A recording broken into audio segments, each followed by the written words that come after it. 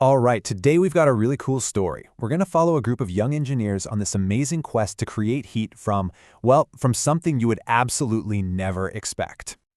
Okay, so picture this for a second. What if you needed to heat up some food, but you had no electricity and no fire? Like maybe you're in an emergency situation or you're just out camping. You need a hot meal, but you've got no outlets, no matches. What do? I mean, it's a really serious problem, right?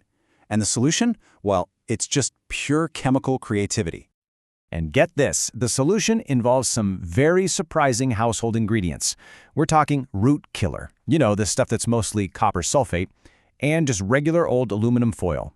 A group of middle schoolers were handed these things and given a challenge. Turn this stuff into a real, working, portable heater. Wild, right? So yeah, their mission was to find the perfect recipe for a homemade flameless heater.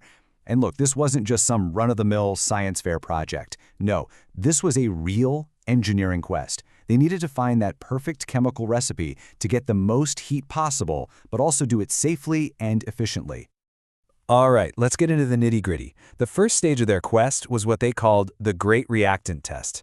This was all about nailing down the perfect chemical recipe. I mean, they knew the ingredients worked together, but they had to figure out the exact formula. So the students already knew the basics, right? They knew that if you mix aluminum and copper sulfate, you create heat. The science behind it is that when you mix them in salt water, you kick off what's called an exothermic reaction. Basically, it just means it releases heat. But, and this is the big question for any engineer, how much of each do you use? You know, it's all about proportion. How do you mix them to get the absolute biggest bang for your buck? So, is a 50-50 split really the most effective way to generate heat?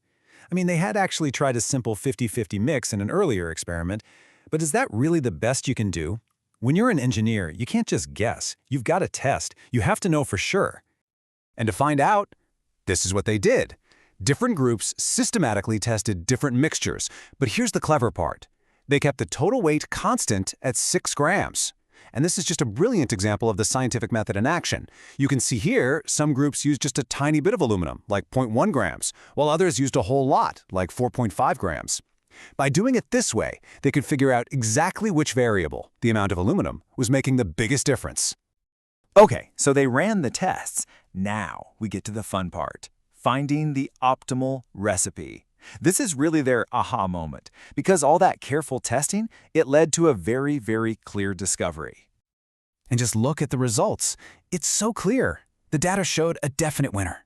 I mean, the temperature change wasn't even close.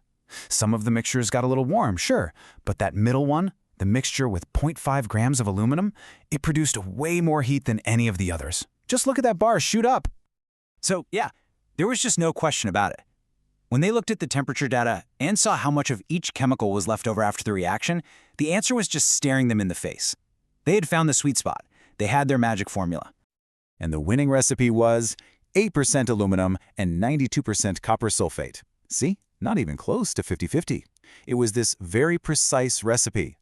And if you're curious about the chemistry, it's because this exact ratio gives you just enough aluminum atoms to react perfectly with the copper sulfate molecules. You get a complete reaction, which means you maximize the heat you get out of it.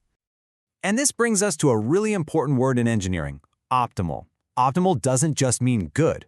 It means the best, the most favorable combination you can get. In this case, it meant the greatest temperature change with the least amount of wasted reactants. You want to get the most heat possible while using up your ingredients as efficiently as you can. No waste. That's optimal. Okay, so they found the optimal chemical recipe. Mission accomplished, right? Time to pack it up? Well, not quite. This is where their quest takes a really interesting, really important turn. I mean, you'd think so, right? The perfect chemical recipe is found. Quest complete, right? They totally solved the science problem. But what they figured out pretty fast was that they'd just run into a much, much bigger and more complicated challenge. Because the students quickly realized a perfect formula isn't enough if people can't actually use it safely and easily. I mean, think about it. What good is a perfect formula if the final product is a pain to make, or it's dangerous, or costs too much? They realized the science was only half the battle. The other half was all about people. And that's what kicked off the final part of their quest, designing for people.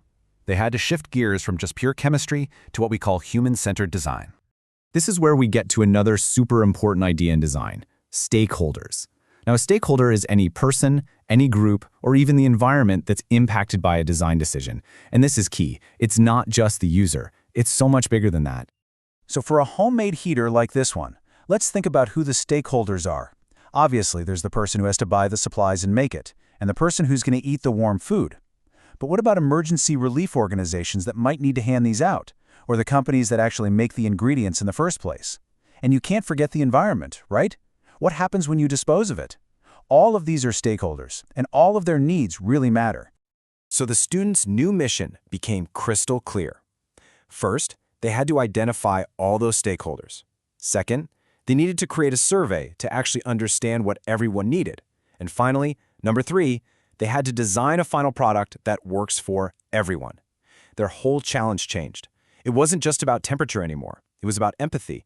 It was about designing something that could balance all those different competing needs. And this quote really says it all.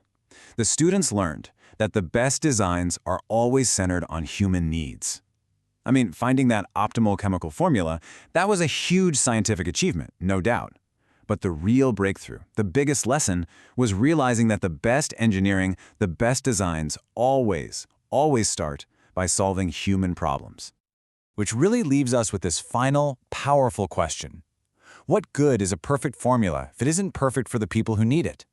A technically perfect solution that doesn't actually work for people, well, it's not really a solution at all, is it? It's just a great reminder that true innovation isn't just about clever science. It's about having a deep, genuine understanding of people.